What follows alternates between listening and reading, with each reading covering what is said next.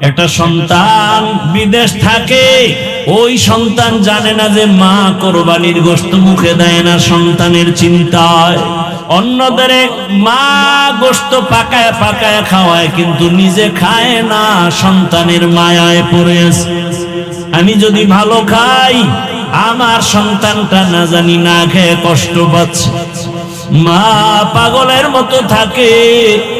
ঢাকায় থাকলে মা বারবার বলে একটু বাড়ি আয়, কোরবানির সময় গোশত খেয়ে যাও, আমি মা তোমারে ছাড়া খেতে পারি না।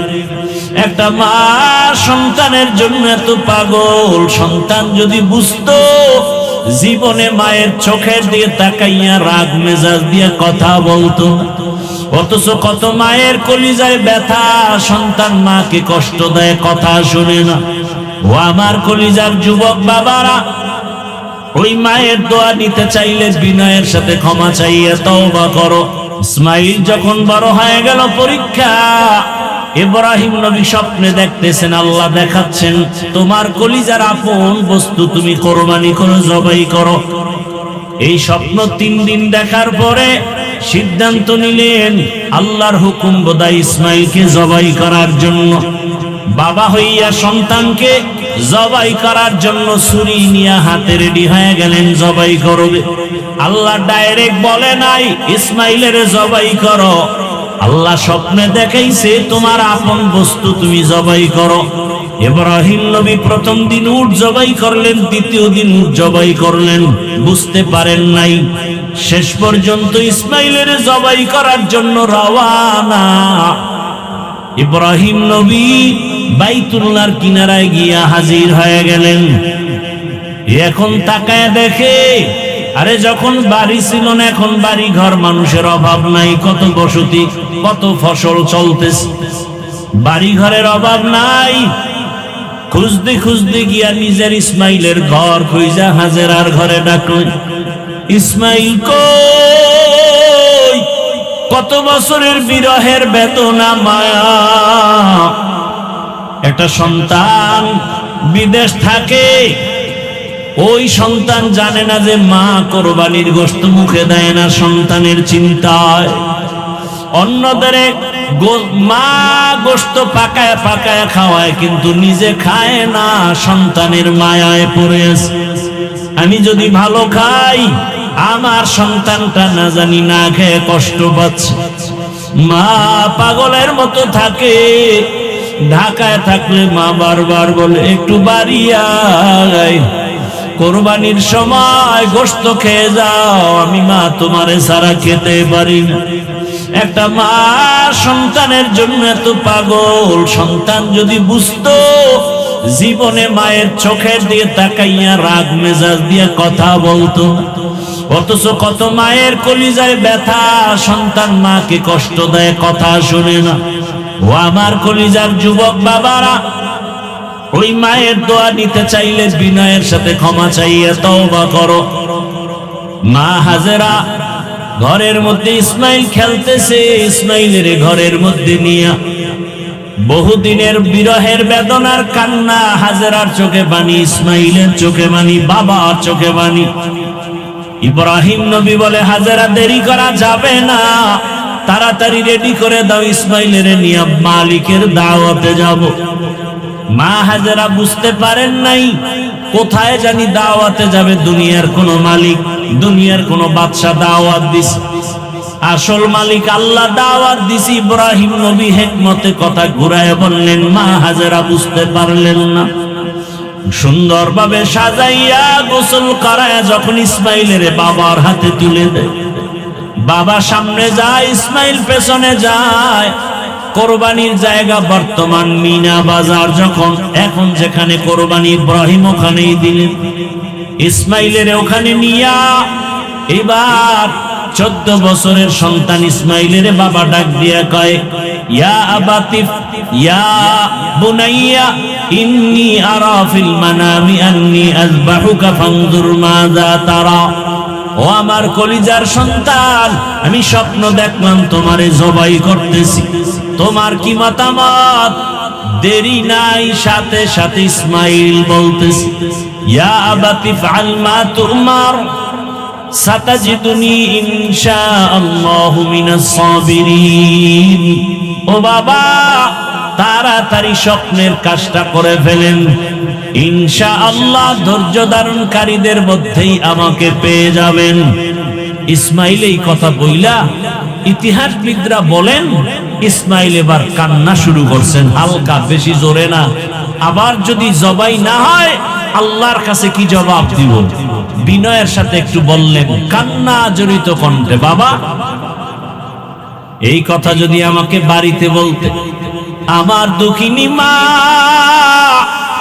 এত কষ্ট করে আমাকে বড় বানাইলেন, লালন পালন করলেন, আপনি ছিলেন না, ওই মায়ের কাছ থেকে একটু বিদায় নিয়ে আসতাম।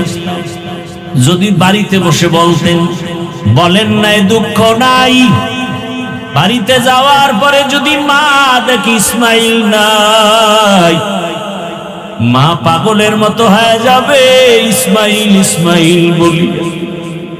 আপনি আমার মাকে সালাম দিবেন আর সান্ত্বনা দিবেন। আমার মা যদি আমারে না দেখে কান্না করে, আপনি মায়ের সাথে রাগ করবেন না, আমার মাকে সান্ত্বনা দিয়ে বলবেন, ইসমাইল তোমার সালাম পাঠাইছে, আর হাসরের ময়দানে তোমার সন্তানের সাথে মোলাকাত হয়ে যাবে জান্নাতে।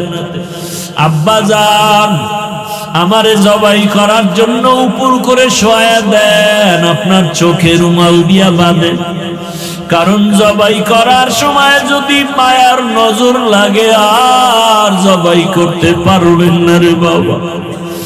আমার হাতে পায়ে রশি দিয়া বাঁধেন, কারণ জবাই করার সময় যদি হাতে পায়ে নড়াচড়া লাগে আপনি সহ্য বেয়াদবি হবে, আল্লাহ রাগ করবে। ইসমাইল শুয়া পড়লেন, ইব্রাহিম ছুরি নিয়া ইসমাইলকে জবাই করবে। আল্লাহ অর্ডার করলেন, ছুরি আমার ইসমাইলের একটা পশমের যেন কোনো ক্ষতি না হয়। ইব্রাহিম নবী ছুরি চালালেন, বিসমিল্লাহ আল্লাহু আকবার বলে ইসমাইলের গলা কাটে না। ইসমাইলের উঠাইয়া দ্বিতীয়বার আবার পরীক্ষার জন্য পাথরে আঘাত করলেন, দেখে পাথর টুকরো হয়ে গেল। এইবার সিদ্ধান্ত নিলেন, ইসমাইল শুয়া পড়ো, রক্ত হাতে না লাগা পর্যন্ত তোমাকে আমি ছুরি চালানো বন্ধ করব না। কেমন বাবা, কেমন সন্তান, আল্লাহর হুকুমের জন্য নিজেদেরকে বিলীন করে দিলেন। আল্লাহ বলেন, আমি কাউকে ছেলে দেই, কাউকে মেয়ে দেই, কাউকে দোনোটা দেই, কাউকে কোনোটাই দেই না। ক্ষমতা কার? কাদের কুদরত দারি বর কামাল, আন্তা রব্বি আন্তা হাসবি যুল জালাল, তুহি কাদের জলিলুল্লাহ জাহাদার, বহর হালে তুহি মেরা নিগাহদার। আল্লাহ কয়, আমি ইব্রাহিম রে পাঠাবো, নমরুদকে আসতে দিব না। কাঠটা টিকবে, টিকলো কাঠটা? আল্লাহটাই। ডাইরেক্টরের ঘরে আল্লাহ ইব্রাহিম রে পাঠায় দিলেন। মা গোপনে গোপনে রাইখা ইব্রাহিম রে বড় বানালেন। ইব্রাহিম নবী বড় হইয়া তাওহীদের পরিচয় পাইয়া আল্লাহর পথে দাওয়াত দিলেন। আর আব্বাকে বললেন, ও বাবা, তুমি এমন খোদার অনুসরণ করো যাদের তোমরা নিজের হাতে বানাইছো, বানাইয়া সামনে ফলমূল দাও, ফল খাবে দূরের কথা, মশাও তারাইতে পারে না। এমন খোদার অনুসরণ কেন করো? তোমারে আমারে যিনি বানাইছেন সে আল্লাহর ইবাদতের দিকে আগায় যাও। নমরুদের দাওয়াত দেয়, বাবারও মাথা গরম, নমরুদেরও মাথা গরম। আল্লাহ তাআলা ইব্রাহিম নবীর উপরে পরীক্ষা দিয়া দিলেন, একের পরে এক কঠিন পরীক্ষা আসতেছে। যার ঈমান যত তাজা তার পরীক্ষা তত কঠিন, যেই ছাত্র যত ভালো তার প্রশ্ন তত কঠিন। পয়গম্বর ইব্রাহিমকে দুনিয়া থেকে বিদায় দেওয়ার জন্য নমরুদ আগুনের কুণ্ডলী সাজালো, আগুনে পুইরা মেরে ফেলবে, বিশাল অগ্নিকুণ্ড। বাঁচানের মালিক কে? আল্লাহ যদি হেফাজত করেন কেউ মারতে পারে না। তাকায় দেখছেন গত রমজানের ঈদের সময় কত মানুষ মরে গেল। গাড়ি পানির মধ্যে চলে গেল, একটা ছোট বাচ্চা সাঁতার কেটে উপরে এসে কান্না করে, আমার আম্মু গাড়ির মধ্যে আটকা, পানির মধ্যে বাঁচাও। আগুন সাজাইয়া ঘটনা আপনারা অনেক শুনছেন আলেমদের মুখে। ইব্রাহিম নবীকে গাছের সাথে রশি লাগায়া চরক গাছের চরখা বানায়া গোল ঘুরায় ঘুরায় ঘুরায় ঘুরায় আগুনে ফালাবে। আগুনের এত তাপ, কাছে যাওয়া যায় না। কিন্তু ইব্রাহিমকে রশি দিয়া বাঁধে টানতেছে, উঠে না, গাছও নড়ে না। নমরুদের খোদাগিরি যায় যায় অবস্থা। ইবলিস এসে বলে কোনো টেনশন নাই, আকামের হেডমাস্টার আমি, আল্লাহর সামনে যুক্তি দিয়া কাটকিরে ফেলাইছি গোটা দুনিয়া। কি সমস্যা? এই সমস্যা বলে এই মুহূর্তে পারবা না, জানো না ইব্রাহিম এমন আল্লাহর ইবাদত করেন, ওই আল্লাহর রহমতের নূরের ফেরেশতারা ইব্রাহিমের সহযোগিতায় রশি ধরে রাখছে, পারবা না। হ্যাঁ, এই সময় একটা আকাম করা লাগবে। কাম না আকাম? বিড়িটা না কাম না আকাম? আকামেরও মধ্যে কিছু লাইন আছে, যেমন দাড়ি কামানো একটা আকাম না কাম, কিন্তু এটা লাভ আছে, আছে না নাই? আছে, কিছু লাভ আছে। যা দুনিয়ার লাইনে, আল্লাহর লাইনে তো কোনো লাভ নেই। বিড়ি টানলে কি লাভ? কি যুবকরা যারা বিড়ি টানেন, কি লাভ? চেহারা সুন্দর, একশোরায় কয় একটা লাভ আছে, বাথরুম ক্লিয়ার। কষ্ট হইতেছে আপনাদের? এই যত কষ্ট মানসিক না, শারীরিক একটু কষ্ট গরমে, শুধু প্যান্ডেলের কারণে। এই গরমে এত টাকা খরচ করার কি দরকার ছিল? এগুলি শুধুই অনর্থক করা হয়েছে। বাঁশ দিয়া বাতি লাগাই দিত, আর খোলা মাঠে বয়ান চলতো, সবাই একটু বাতাস পাই। আবার এদিক ডাল লেগাইছে আরো খাস পর্দা। টাকা আছে, কি করবে? কেউ যদি বুদ্ধি দেয় বলবে না না না, এটা অজের তো কোনো একটা রৌনকই আসবে না। অথচ খোলা মাঠে বয়ান করলে এটা রৌনক আরো বেশি হয়। যাই হোক, আর একটু সময় নেই। কি দিবেন না উঠে যাবেন? আর একটু সময় দিবেন, আল্লাহ কবুল করেন। ইবলিস কি কইল? এই মুহূর্তে একটা আকাম করতে হবে। কি? ঐতিহাসিকরা বলছেন এক বর্ণনা যে ইব্রাহিমকে উলঙ্গ করো, আর এক বর্ণনা আছে এই মুহূর্তে যুবক যুবতীর দিকে অর্ধুলঙ্গ করে এখানে নাচ গান শুরু করো, তাহলে রহমতের ফেরেশতারা ভেগে যাবে, ইব্রাহিমের রশি টেনে আগুনে ফেলানো সহজ হবে। তাই করুন। এক পর্যায়ে আগুনে ফেললো। আল্লাহ অর্ডার করে দিলেন, কুলনা ইয়া নারু কুনি বারদাও ওয়া সালামান আলা ইব্রাহিম। কে লুতুফে খেশরা ইজহার কর, বা খলিল আশনারেরা গুলজার কর। আল্লাহর আদেশ যখন আসছে, নমরুদ কয়, এই আগুন, ইব্রাহিম রে জ্বালাও না কেন? আগুনের জবান খুলে গেল। আগুন বলে, তুমিও যার গোলাম, আমিও তার গোলাম। তুমি আমাকে তোমার গোলাম, তার আমি না। তুমি আমাকে বলো জ্বালাইতে পারি না কেন? আমার মালিক বলে, খবরদার ইব্রাহিমের একটা পশম যেন না জ্বলে। আল্লাহ নোটিশ জারি করে দিলেন, ঠান্ডা হও।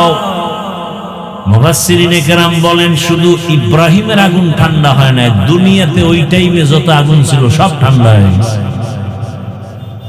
তবে ঠান্ডাটা হয়েছিল সালামান, শান্তিদায়ক ঠান্ডা, কষ্টদায়ক ঠান্ডা। অনেক ঠান্ডা আছে কষ্টদায়ক, আর একটা শান্তিদায়ক ঠান্ডা। আমি কিন্তু অনেক সংক্ষেপে নিয়ে আসছি। এবার ইব্রাহিম আগুন থেকে বের হয়ে আর থাকবেন না, এবার হিজরতের নিয়ত করলেন। ওই আমার তেলাওয়াতকৃত আয়াত এখান থেকে শুরু। ইব্রাহিম বললেন, ইন্নী যাহিবুন ইলা রাব্বি সাইয়াহদিন, আর থাকবো না, আমি আমার রবের দিকে যাব, রব আমাকে রাস্তা দেখাবেন। ইব্রাহিম নবী রওয়ানা ফিলিস্তিনের দিকে চলে যাবেন। সাথে তার বিবি বিশ্ব সুন্দরী সারা আর একজন তার ভাতিজা, একজন নবী। এই তিনজন সফর মিশরের উপর দিয়া যাচ্ছে। সেখানের জালেম বাদশাহ খবর পেয়েছে বিশ্ব সুন্দরী সারা। গোয়েন্দা বিভাগের লোকেরা যখন বলে দিল, এইবার আটকায় দিল। পৃথিবীতে মুসলমানকে ধ্বংস করার যত রাস্তা আছে এর মধ্যে বড় একটা রাস্তা বেপরদা। কি বেপরদা? পর্দা তো নাই, পর্দার ওয়াজও নাই, থাকবে কেমন? আমি হুজুরেই যদি মহিলা নিয়ে এক টেবিলে বৈশা নাস্তা খাই, তে পর্দার ওয়াজার করবে কি ভাই? শহরে বাজারে দেখো নারীদের ঢল, পর্দাবিহীন তারা করে ঝলমল, অন্যকে তার দিকে আশেক বানায়। দেশটা আজি ধ্বংস নারীর বেপরদায়, সবার মুখে একই আওয়াজ, হায় হায় হায়। বেপরদার কারণে সব ধ্বংস। মোবাইলে নারীর ছবি দেখে যুবক পাগল, বয়স হওয়ার আগেই কয় বিয়া করায়া দাও, না করলে আমি নিজে নিজের বিয়ে পাশ করার আগে বিয়া পাশ করে ফেলবো। বিয়ে পাশ করার আগে বিয়া পাশ করে ফেলবো। বাপ মায়ের জিজ্ঞাসাও করা লাগে না। মেয়ের অভাব নাই, আর আমগো দেশটাও তো সেই আইনে চলে। 18 বছরের আগে বাল্য বিবাহ বন্ধ। বাল্য বিবাহ চলবে না। বলে তো কি চলবে? বলে আকাম চলবে, আকাম। কথা বলেন, বিবাহ চলবে না, কি চলবে? এর উপরে আবার কত বয়ান। অথচ আম্মা জানা আয়েশা রাদিয়াল্লাহু আনহার 6 বছরে রাসূলের সাথে বিয়া। 9 বছরে আম্মা জান রাসূলের ঘরে গেলেন। আম্মা জানের যখন মাত্র 18 বছর, রহমতের নবী জমিন থেকে বিদায় নিয়ে চলে গেলেন। হিসাবটা বুঝে থাকলে বলেন, আম্মা জান নবীজির ঘর করলেন কত বছর? কথা বল, নাইল সাইডে দেন, কথা বল। নবীজির ঘর করলেন আম্মা জান কয় বছর? 6 বছরে বিয়া, 9 বছরে নবীর ঘরে আসছেন। আম্মা জানের 18 বছর বয়সে নবী চলে গেছেন। আম্মা জান নবীর ঘরে থাকলেন কতদিন? কতদিন? মাত্র 9 বছর। আর আমার দেশে 18 বছরের আগে আমার বোনের বিয়াই হয় না। আর বিয়ার দরকার কি? বিয়া কইরা যা হবে এটা তো মোবাইলে হয়ে যায়, বিয়ার আগে হয়। সত্য কথাটা বলেন না কেন? সমাজ ধ্বংস হয়ে গেছে, কোন মানুষ মুখ খোলে না। বাবা সন্তানের কাছে জিম্মি, মেয়েকে বলতে পারে না মা ওড়নাটা টেনে পড়ো।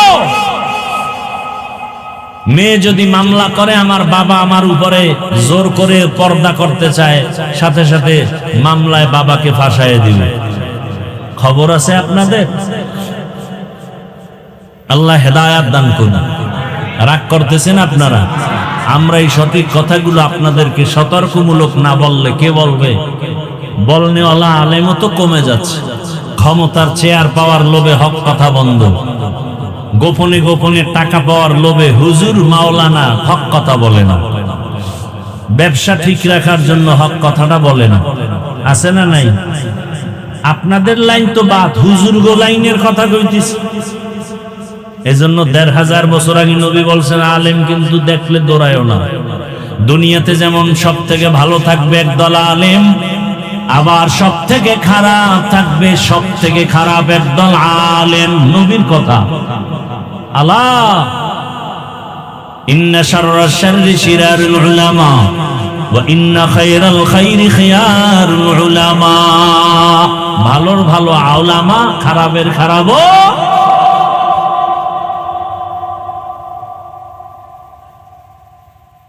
পয়গম্বর ইব্রাহিম হিজরতের জন্য রেডি হয়ে গেলেন। ওই জালেম মিশরের বাদশা খবর পাইয়া সারাকে নিয়ে গেল জোর জুলুম করে।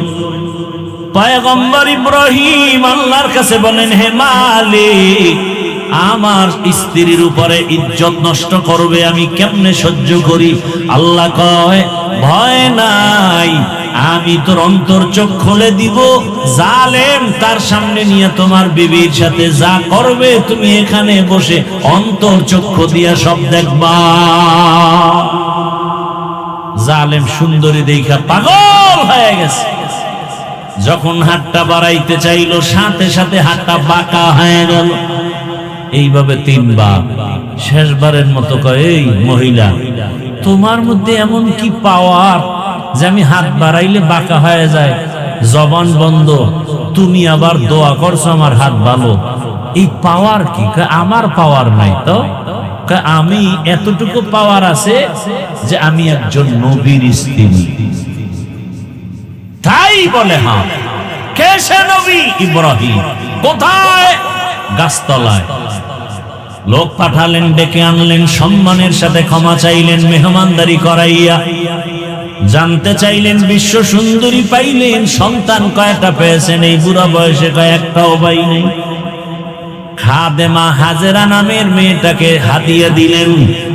বিবি সারার অনুমতি সাপেক্ষে বিবাহ করে ফেললেন পয়গম্বর ইব্রাহিম।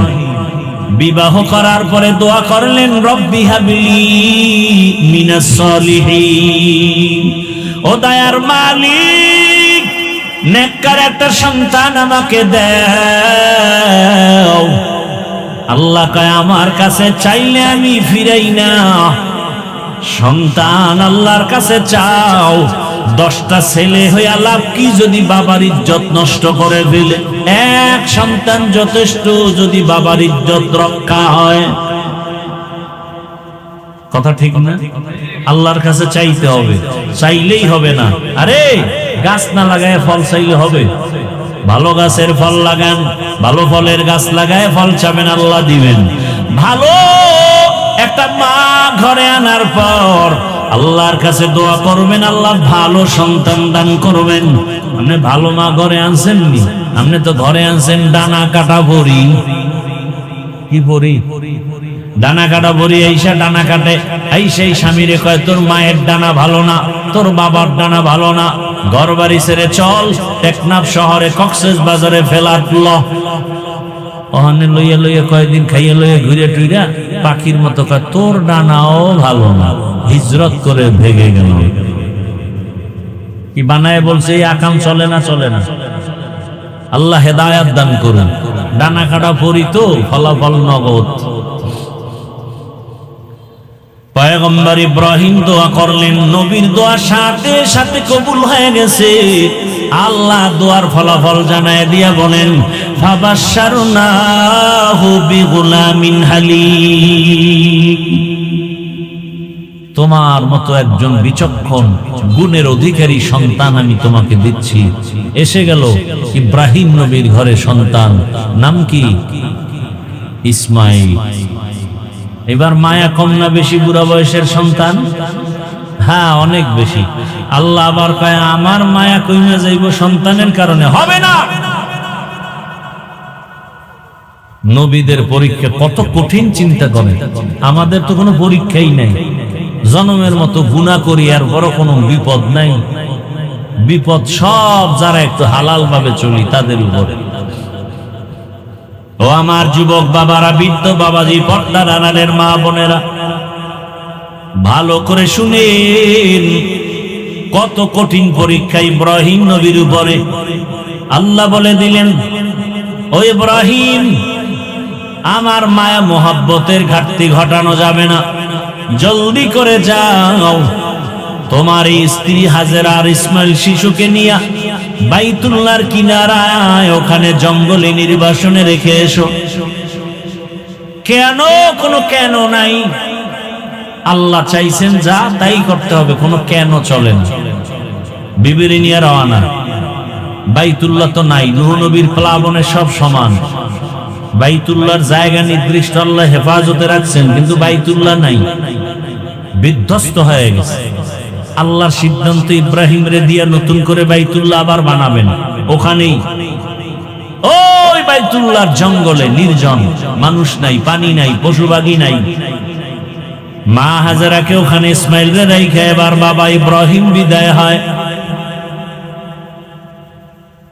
উটের পিঠে যখন রওয়ানা, ইসমাইলের মাটির মধ্যে শোয়াইয়া মা হাজেরা এমন জোরে দৌড় দিয়া ডাক দিয়া কই, হে স্বামী, গহীন এই জঙ্গল, মানুষ নাই, পানি নাই, খানাও নাই, এমন এক বিপদের জায়গায় রেখে আপনি যে কোথায় যান? কয় বাড়ি। আমাদের এখানে কেন রেখে যান? ইব্রাহিম নবী তেমন কোন জবাব দিচ্ছেন না, ভাবতেছেন। মা হাজেরা তো তেমন, যেমন নবী তার তেমন স্ত্রী। এক পর্যায়ে বলে, ও স্বামী আমার, এটা কি আমার এখানে রেখে যাওয়া আপনার ইচ্ছা নাকি মালিক আমার রবের ইচ্ছে? ইব্রাহিম নবী ইশারায় জানায় দিলেন, আমার ব্যক্তিগত ইচ্ছা না, রবের ইচ্ছায় রেখে গেলাম। মা হাজেরা দেরি না করে এ কথাটা শুই না, সাথে সাথে 2 ফোঁটা চোখের পানি ছেড়ে কান্না শুরু করলেন। ঐতিহাসিকরা লেখছেন, মা হাজেরা কান্না করেন আর বলেন, ও স্বামী আমার, আল্লাহ যদি বলে থাকেন এখানে কোনো কোশ্চেন নাই, প্রশ্ন নাই, আমাদের জন্য আপনি দোয়া করবেন। আর মাঝে মাঝে সময় পেলে আমি হাজেরাকে দেখারও দরকার নাই, মাঝে মাঝে শিশু ইসমাইলের আইসা দেখে যাবেন। আমি একটা মহিলা মানুষ, মানুষ নাই, জঙ্গল, পানি নাই, খানা নাই, কষ্টের জায়গা। সামান্য একটু পানি 2-3 দিনের বেশি থাকবে না। আমি হাজেরাকে আপনি না দেখলো, আপনি মাঝে মাঝে আইসা শিশু ইসমাইলের দেখে একটু খোঁজ খবর নিয়ে যাবেন। ইব্রাহিম নবী বিদায় হয়, কোনো কথা নাই, আমার মালিকের হুকুমের সামনে কোনো সহযোগিতা চলবে না, ভিন্ন কোনো আওয়াজ চলবে না। এবার ইব্রাহিম চোখের পানি ছেড়ে সাফা পাহাড়, মারোয়া পাহাড়ের মাঝখান থেকে রওনা, পাহাড়ের উপরে উঠে নিচে নামলেন। নিচে নাইমা উটের পিঠ থেকে নামিয়া ইব্রাহিম নবী হাত উঁচু করে আমার মালিকের দরবারে দোয়া করা শুরু করলেন। এমন জায়গায় বসে নির্জনে দোয়া করেন যেখানে সন্তানও নাই, হাজেরাও নাই, হাজেরা পাহাড়ের ওই পাশে। আল্লাহ দোয়ার কথা কোরআনে বলছেন, ইব্রাহিম দোয়া করেন, রব্বানা ইন্নী আসকানতু মিন যুররিয়্যাতি বিওয়াদিন গায়রি যী যারইন ইনদা বাইতিকাল মুহাররাম রব্বানা লিয়ুকিমুস সালাতা ফাজআল আফইদাতাম মিনান নাসি তাহওয়ি ইলাইহিম ওয়ারযুকহুম মিনাস সামারাতি রিজকান লাকুম। ইব্রাহিম নবী দোয়া করলেন, হে মালিক, আমার জীবনের শেষ ভাগের সন্তান,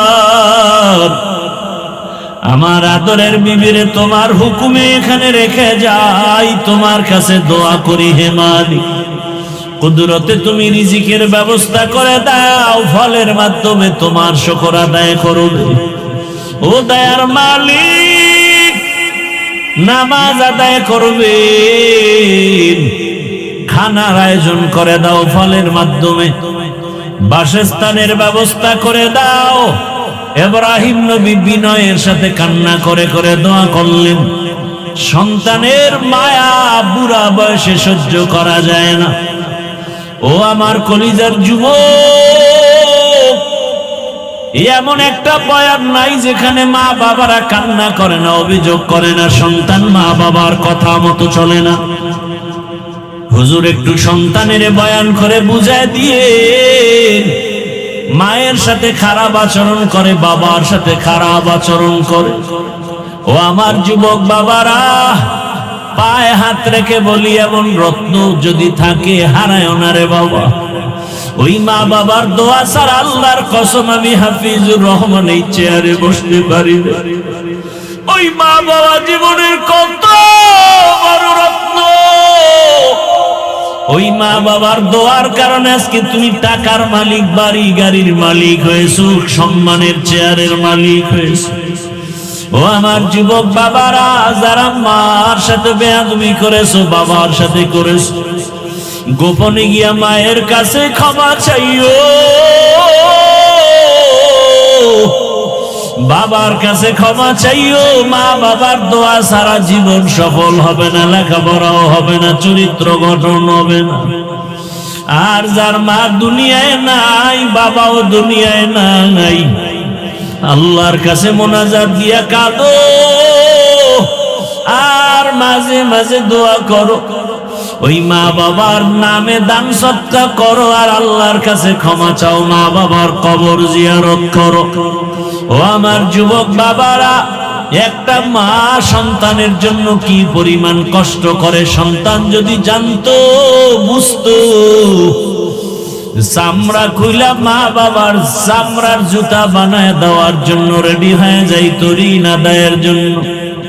জীবনের মূল কষ্ট মায়ের প্রসব বেদনা,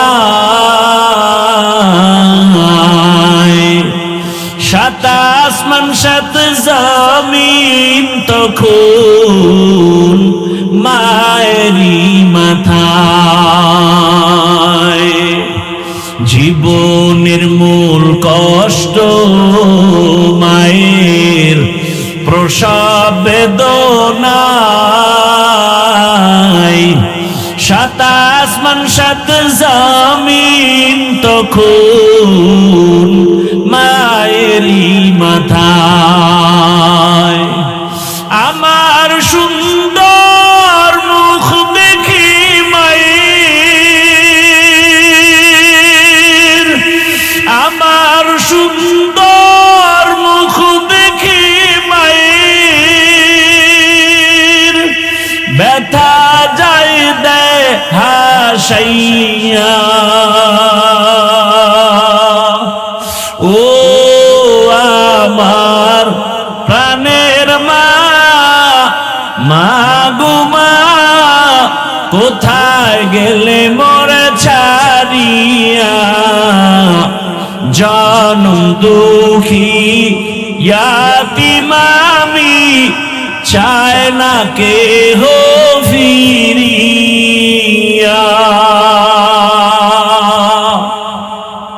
ও আমার যুবক বাবারা, পর্দার আড়ালের আম্মা জানেরা, বোনেরা, কয়দিন আর বাঁচবেন, মা বাবার সেবা করেন। ও ঘরের মা, আপনার বুড়া মা বাবা যদি থাকে সেবা করবেন। অনেক মায়ের খবর এমন জানি, স্বামীর ঘরে যাওয়ার পরে আর মা বাবার খেদমত করে না, খবরও নেয় না। তা যেন না হয়, ওরে নিজের মা বাবা যদি কবরে চলে যায়, ও পর্দার আড়ালের মা, শ্বশুর শাশুড়ির খেদমত করিয়ে, শ্বশুর শাশুড়ি যদি দোয়া করে, আপনার দুনিয়ার জীবন ধন্য হবে, হাসরের ময়দানে ও সম্মানের চেয়ার পাবে। ও আম্মা জানেরা, আপনার মতো কত মা এখনো আছে, নামাজ ছাড়ে না, বেপরদায় চলে না, স্বামীর মাল নষ্ট করে না, খেয়ানত করে না। কয়দিন আর দুনিয়ায় বাঁচবেন, একটা ভালো সন্তানের মা হইয়া কবরে যান। ও আমার যুবক বাবারা, কয়দিন আর দুনিয়ায় বাঁচবা, আল্লাহর কাছে দোয়া করো, তওবা করো, মা বাবার খেদমত করে দোয়া নাও, শিক্ষকের দোয়া নাও, ওলামায়ে কেরামের দোয়া নিয়ে নবীর তরিকা মেনে চলো। তোমার মতো কত যুবক এখনো আছে মা বাবার দোয়া নিয়ে চলে, শিক্ষকের দোয়া নিয়ে, ওলামায়ে কেরামের দোয়া নিয়ে চলে, স্কুলে পড়ে নামাজ ছাড়ে না, কলেজে পড়ে নামাজ বাদ দেয় না, চাকরি করে নামাজ বাদ দেয় না, ব্যবসা করে নামাজ বাদ দেয় না। তুমি কেন পারো না রে বাবা? ইব্রাহিম নবী দোয়া করে চলে গেলেন, মা হাজেরা ইসমাইলের নিয়ে এখানে জীবন কাটাচ্ছেন। ও পর্দার আড়ালের আম্মা জান, হাজেরা আর ইসমাইলের রাইখে ইব্রাহিম নবী চলে গেলেন, কষ্টের জীবন শুরু হয়ে গেল। আপনার মতো কত মা আছে, স্বামী বিদেশে থাকে, স্বামী ঢাকায় থাকে, চাকরি করে, ব্যবসা করে, আপনি ঘরে থাইকা সন্তানকে লালন পালন করবেন, স্বামীর মাল হেফাজত করবেন। মা হাজেরা আল্লাহর ভয় ইসমাইলের লালন পালনের জন্য যতটুকু পানি ছিল শেষ হয়ে গেল। এক পর্যায়ে দুধও নাই, বাচ্চা ইসমাইলের দুধও দিতে পারে না, মুখে জিহ্বাটা দিয়ে দেয়, পানি নাই। মা পাগলের মতো হয়ে গেল সন্তানকে বাঁচাবার জন্য। একবার সাফা পাহাড়ে দৌড়ায়, একবার মারোয়া পাহাড়ে দৌড়ায় সন্তান ইসমাইলের পানির জন্য। আল্লাহর কাছে এই দৌড় এত পছন্দ হয়ে গেছে, আম্মা জান হাজেরা আলাইহা সালাম 7 বার চক্কর দিয়া সাফা মারোয়ায় দৌড়ালেন। আল্লাহ জিব্রাইলের বলে, সাক্ষী থাক, কিয়ামত পর্যন্ত হাজেরার এই স্মৃতি আমি ধরে রাখার জন্য আইন করে দিলাম। বাইতুল্লাহ যারা হজে যাবে, ওই হাজেরার জায়গা সাফা মারোয়ায় যদি হাজী সাহেবরা দৌড় না দেয়, আমি কোন হাজির হজ কবুল করব না। মা হাজেরা কান্না করে, ইসমাইলের মুখে পানি দেওয়ার জন্য কোথাও পানি পাওয়া যায় না। হঠাৎ বাইতুল্লাহর কিনারায় আওয়াজ শুনে কে যেন হাজেরা বলে ডাকে। মা হাজেরা দৌড়ায় গিয়ে দেখেন মানবের আকৃতি, আল্লাহর ফেরেশতা জিবরাইল সেখানে হাজির হয়ে গেল। কি চাও? পানি চাই। পাখা দিয়া ডানা দিয়া বাড়ি মারলেন, ইসমাইল নবীর পায়ের গোড়া থেকে পানি বের হওয়া শুরু হয়ে গেল। আম্মা জান হাজেরা পাথর দিয়া পানি আটকায় দিলেন, নিজে পান করলেন, সন্তানকেও পান করালেন জমজমের পানি। আজ ওই জমজমের পানি হাজার হাজার কোটি মিলিয়ন ট্রিলিয়ন বিলিয়ন পানি, লিটার হাজী সাহেবরা নেয়। জমজমের পানি বাড়েও না, কমেও না। সাহাবায়ে কেরাম নবীকে প্রশ্ন করলেন, হে রহমতের নবী, জমজম কূপের পানির তলা কোথায়? কমেও না, বাড়েও না। নবী বলেন, জমজম কূপের পানির সংযোগ হলো হাউজে কাউসারের সাথে। দুনিয়াতে এমন সুন্দর বিশুদ্ধ পানি নাই, যেই পানি পান করলে পিপাসার সাথে ক্ষুধাও নিবারণ হবে। একমাত্র জমজমের পানি, যে পানি পান করলে শুধু পিপাসা নিবারণ হয় না, ক্ষুধাও নিবারণ হয়।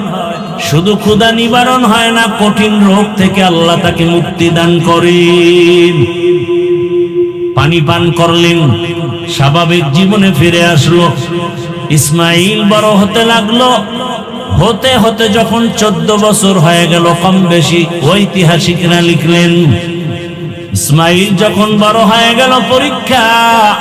ইব্রাহিম নবী স্বপ্নে দেখতেছেন, আল্লাহ দেখাচ্ছেন, তোমার কলিজার আপন বস্তু তুমি কোরবানি করো, জবাই করো। এই স্বপ্ন 3 দিন দেখার পরে সিদ্ধান্ত নিলেন, আল্লাহর হুকুম বোধহয় ইসমাইলকে জবাই করার জন্য। বাবা হইয়া সন্তানকে জবাই করার জন্য ছুরি নিয়ে হাতে রেডি হয়ে গেলেন, জবাই করবে। আল্লাহ ডাইরেক্ট বলে নাই ইসমাইলের জবাই করো, আল্লাহ স্বপ্নে দেখাইছে তোমার আপন বস্তু তুমি জবাই করো। ইব্রাহিম নবী প্রথম দিন উট জবাই করলেন, দ্বিতীয় দিন উট জবাই করলেন, বুঝতে পারেন নাই। শেষ পর্যন্ত ইসমাইলের জবাই করার জন্য রওয়ানা। ইব্রাহিম নবী বাইতুল্লাহর কিনারায় গিয়া হাজির হয়ে গেলেন। এখন তাকায় দেখে, আরে যখন বাড়ি ছিল না, এখন বাড়ি ঘর, মানুষের অভাব নাই, কত বসতি, কত ফসল চলতেছে, বাড়ি ঘরের অভাব নাই। খুঁজতে খুঁজতে গিয়া নিজের ইসমাইলের ঘর খুঁজা হাজেরার ঘরে ডাকলেন, ইসমাইল কই? কত বছরের বিরহের বেদনা মায়া। একটা সন্তান বিদেশ থাকে, ওই সন্তান জানে না যে মা কোরবানির গোশত মুখে দেয় না সন্তানের চিন্তায়। অন্যদের মা গোশত পাকায় পাকায় খাওয়ায়, কিন্তু নিজে খায় না, সন্তানের মায়ায় পড়ে আছে। আমি যদি ভালো খাই, আমার সন্তানটা না জানি না খেয়ে কষ্ট পাচ্ছে। মা পাগলের মতো থাকে। ঢাকায় থাকলে মা বারবার বলে একটু বাড়ি আয়, কোরবানির সময় গোশত খেয়ে যাও, আমি মা তোমারে ছাড়া খেতে পারি না। একটা মা সন্তানের জন্য এত পাগল। সন্তান যদি বুঝতো, জীবনে মায়ের চোখের দিয়ে তাকাইয়া রাগ মেজাজ দিয়ে কথা বলতো। অথচ কত মায়ের কলিজায় ব্যথা, সন্তান মাকে কষ্ট দেয়, কথা শুনে না। ও আমার কলিজার যুবক বাবারা, ওই মায়ের দোয়া নিতে চাইলে বিনয়ের সাথে ক্ষমা চাইয়ে তওবা করো। মা হাজেরা ঘরের মধ্যে ইসমাইল খেলতেছে, ইসমাইলের ঘরের মধ্যে নিয়ে বহুদিনের বিরহের বেদনার কান্না। হাজেরার চোখে পানি, ইসমাইলের চোখে পানি, বাবার চোখে পানি। ইব্রাহিম নবী বলে, হাজেরা দেরি করা যাবে না, তাড়াতাড়ি রেডি করে দাও, ইসমাইলের নিয়ে মালিকের দাওয়াতে যাব। মা হাজেরা বুঝতে পারেন নাই, কোথায় জানি দাওয়াতে যাবে। দুনিয়ার কোন মালিক, দুনিয়ার কোন বাদশা দাওয়াত দিস, আসল মালিক আল্লাহ দাওয়াত দিছি। ইব্রাহিম নবী হিকমতে কথা ঘুরায় বললেন, মা হাজেরা বুঝতে পারলেন না। সুন্দরভাবে সাজাইয়া গোসল করায় যখন ইসমাইলের বাবার হাতে তুলে দেয়, বাবা সামনে যায়, ইসমাইল পেছনে যায়। কোরবানির জায়গা বর্তমান মিনা বাজার, যখন এখন যেখানে কোরবানি ইব্রাহিম ওখানেই দিলেন, ইসমাইলের ওখানে নিয়া এবার 14 বছরের সন্তান ইসমাইলের বাবা ডাক দিয়া কয়, ইয়া আবাতিফ ইয়া বুনাইয়া ইন্নী আরা ফিল মানামি আন্নী আযবাহুকা ফানজুর মাযা তারা। ও আমার কলিজার সন্তান, আমি স্বপ্ন দেখলাম তোমারে জবাই করতেছি, তোমার কি মতামত? দেরি নাই, সাথে সাথে ইসমাইল বলতেছে, ইয়া আবাতি ফাআল মা তুমার সাতাজিদুনি ইনশাআল্লাহু মিনাস সাবিরিন। ও বাবা, তাড়াতাড়ি স্বপ্নের কাজটা করে ফেলেন, ইনশাআল্লাহ ধৈর্য ধারণকারীদের মধ্যেই আমাকে পেয়ে যাবেন। ইসমাইল এই কথা বইলা, ইতিহাসবিদরা বলেন ইসমাইল এবার কান্না শুরু করছেন, হালকা, বেশি জোরে না। আবার যদি জবাই না হয়, আল্লাহর কাছে কি জবাব দিব? বিনয়ের সাথে একটু বললেন, কান্না জড়িত কণ্ঠে, বাবা এই কথা যদি আমাকে বাড়িতে বলতে, আমার দুঃখিনী মা এত কষ্ট করে আমাকে বড় বানাইলেন, লালন পালন করলেন, আপনি ছিলেন না, ওই মায়ের কাছ থেকে একটু বিদায় নিয়ে আসতাম। যদি বাড়িতে বসে বলতেন, বলেন নাই, দুঃখ নাই। বাড়িতে যাওয়ার পরে যদি মা দেখি ইসমাইল নাই, মা পাগলের মতো হয়ে যাবে, ইসমাইল ইসমাইল বলি। আপনি আমার মাকে সালাম দিবেন আর সান্ত্বনা দিবেন। আমার মা যদি আমারে না দেখে কান্না করে, আপনি মায়ের সাথে রাগ করবেন না। আমার মাকে সান্ত্বনা দিয়ে বলবেন, ইসমাইল তোমারে সালাম পাঠাইছে, আর হাসরের ময়দানে তোমার সন্তানের সাথে মোলাকাত হয়ে যাবে জান্নাতে। আব্বা জান, আমারে জবাই করার জন্য উপর করে শোয়া দেন, আপনার চোখে রুমাল দিয়া বাঁধেন, কারণ জবাই করার সময় যদি মায়ার নজর লাগে আর জবাই করতে পারবেন না রে বাবা। আমার হাতে পায়ে রশি দিয়া বাঁধেন, কারণ জবাই করার সময় যদি হাতে পায়ে নড়াচড়া লাগে, আপনি সহ্য বেয়াদবি হবে, আল্লাহ রাগ করবে। ইসমাইল শুয়া পড়লেন, ইব্রাহিম ছুরি নিয়া ইসমাইলকে জবাই করবে। আল্লাহ অর্ডার করলেন, ছুরি আমার ইসমাইলের একটা পশমের যেন কোনো ক্ষতি না হয়। ইব্রাহিম নবী ছুরি চালালেন, বিসমিল্লাহ আল্লাহু আকবার বলে ইসমাইলের গলা কাটে না। ইসমাইলের উঠাইয়া দ্বিতীয়বার আবার পরীক্ষার জন্য পাথরে আঘাত করলেন, দেখে পাথর টুকরো হয়ে গেল। এইবার সিদ্ধান্ত নিলেন, ইসমাইল শুইয়া পড়ো, রক্ত হাতে না লাগা পর্যন্ত তোমাকে আমি ছুরি চালানো বন্ধ করব না। কেমন বাবা, কেমন সন্তান, আল্লাহর হুকুমের জন্য নিজেদেরকে বিলীন করে দিলেন। এমন মা, এমন বাবা, এমন সন্তান দুনিয়াতে পাওয়া বড় কঠিন। আজকে অনেক বাবা নামাজ পড়ে, সন্তানটা নামাজ পড়ে কিনা খবর নাই। আবার অনেক সময় দেখি সন্তান নামাজ পড়ে, বাবায় নামাজের খবর নেয় না। সন্তান দাড়ি রাখতে চায়, বাবা দাড়ি রাখাটারে পছন্দ করে না। ও মা, ও বাবারা, এমন সন্তান দুনিয়াতে কেন নিলেন যে সন্তান দিনের পথে চলবে না? এখনো সময় আছে, তওবা করেন। ইব্রাহিম নবীর মতো বুড়া বাবারাও তৈরি হয়ে যান। জীবনে গুনাহ করবেন না, দাড়ি কাটবেন না, আল্লাহর হুকুম নবীর তরিকা মেনে চলবেন, ওলামায়ে কেরামের দোয়া নিয়ে চলবেন। মা বোনদের বলবো, হাজেরা আলাইহিস সালামের মতো একজন ত্যাগী মা হয়ে যান। সন্তানটাকে কোরআন পড়নেওয়ালা নামাজি ডাক্তার বানাবেন, ইঞ্জিনিয়ার বানাবেন, নামাজি কোরআন পড়নেওয়ালা ইঞ্জিনিয়ার বানাবেন। সন্তানটারে জেনারেল লাইনে পড়াবেন, আগে কোরআন পড়ায়া নামাজি বানায়া দেন, ডাক্তার হলো জীবন ধন্য। সন্তানটা ইঞ্জিনিয়ার হলেও জীবন ধন্য, ওসিডিসি হবে জীবন ধন্য, এমপি হবে জীবন ধন্য। এরে আম্মা জান আর যুবকদের বলবো, রে যুবক, ইসমাইল নবীর মতো আল্লাহর মোহাব্বতের ত্যাগী হয়ে যাও আর আল্লাহর কাছে তওবা করো। জীবনে কত দাড়ি কাটলা, বেপরদায় চললা, মোবাইল চালায় গুনাহ করলা। আজকে থেকে তওবা করো, মরিয়া গেলে আর দাড়ি কাটবা না, নামাজ ছাড়বা না, মোবাইলে গুনাহ করবা না। মা বাবার দোয়া নিয়া, শিক্ষকের দোয়া নিয়া, উলামায়ে কেরামের দোয়া নিয়া, নবীজির আদর্শ মেনে চলবা। তওবা করার মতো যদি নিয়ত হয়, দুটো হাত আমার আল্লাহকে দেখায় দাও। আয় আল্লাহ, হাতগুলো কবুল করে নেন, তওবা কবুল করে নেন।